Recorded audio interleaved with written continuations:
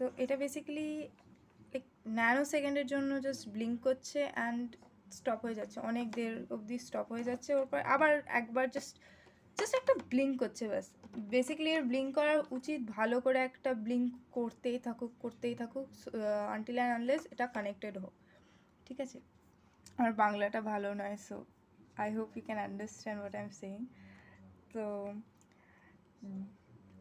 আর একটা জিনিস, যখনই আমি সাপোজ ব্যাটারিটাকে সরিয়ে মানে সব কানেকশন ব্যাটারি সব খুলে দিয়ে আমি এখানে এই পাওয়ার কানেক্ট করছি, এখান থেকে পাওয়ার যদি দিচ্ছি আমি, ঠিক আছে, 9 ভোল্টের পাওয়ার দিচ্ছি, তখন কিন্তু তোমার আমার ব্লুটুথ মডিউলটা কিন্তু ভালো করে ব্লিঙ্ক করছে, যেমন ওর করার উচিত, ঠিক আছে? আর সব কিছু ভালো করে চলছে, বাট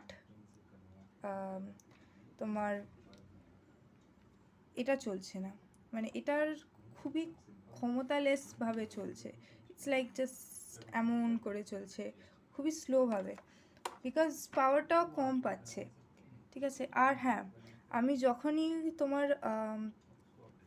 কী বলে ওটাকে, মোবাইল দিয়ে কানেক্ট করছি, যখন এটা ব্লিঙ্ক করছে, ভালো করে ব্লিঙ্ক করছে এখান থেকে পাওয়ার সাপ্লাই করার পরে, ঠিক আছে, আমি মোবাইল থেকে কানেক্ট করেছি, এবার কি হয়েছে কি, সাপোজ আমি জাস্ট আপওয়ার্ড মুভমেন্ট বলেছি, যেমন সামনের দিকে চলো, পেছনের দিকে চলো, ও কিন্তু 14 সেকেন্ডস পর, মানে আমি যতটা কাউন্ট করে দেখেছি 14 সেকেন্ডস পর কিন্তু রেসপন্স করছে, ঠিক আছে?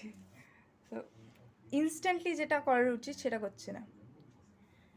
অ্যান্ড যখন আমি দুটোই ভালো করে চালাই, মানে সাপোজ এটাকেও সুইচটাও দিয়েছি, ব্যাটারিও কানেক্ট আছে, আবার এখান থেকেও পাওয়ার সাপ্লাই করছি, দেন কিন্তু এর স্পিডটা ভালো, বাট তখনও 14 সেকেন্ডস পর রেসপন্স করছে, and this is something it shouldn't go right. তো সেটাই আমি বুঝতে পারছি না এটা কেন হচ্ছে, maybe because more power is being supplied or something, I really can't understand, ঠিক আছে? যদি তুমি একটু বলে দিতে পারো।